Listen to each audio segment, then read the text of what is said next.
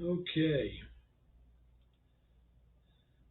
I've entitled this one Insane Lathe Project. If you recall, if you've been following the channel, I turned about 20 odd feet of rebar to get the ridges off of it. And that was an interesting project in itself, but I did complete that. Now here I'm taking several pieces of the rebar that I turned and bundling it up and welding it together. The insane objective is to make a bigger diameter piece of steel bar.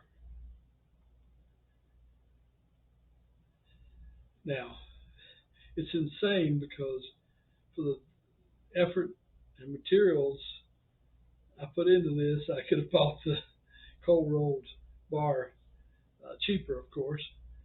But I'm learning a lot with this, and this is all scrap metal. So anyway, that keeps with my philosophy of trying to use as much scrap as I can. So the first step, of course, was just tack everything together, then run good seams in there, and then put it in the lathe and turn it,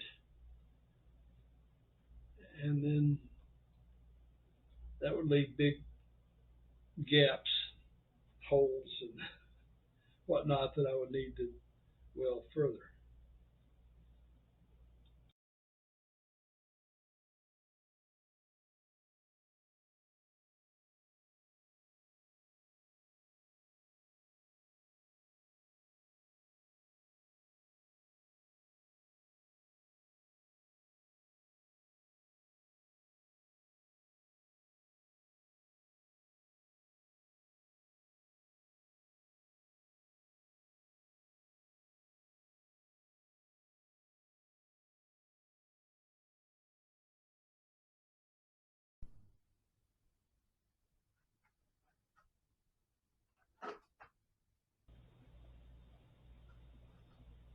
So basically, it's a rinse and repeat kind of thing. I weld, turn it, and that leaves other places that need to be welded, and I turn it, and then other places that need to be welded, and I turn it.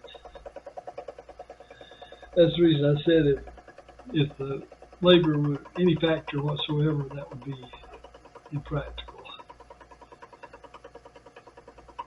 I'm spending $50 to get a dollar of material, I guess.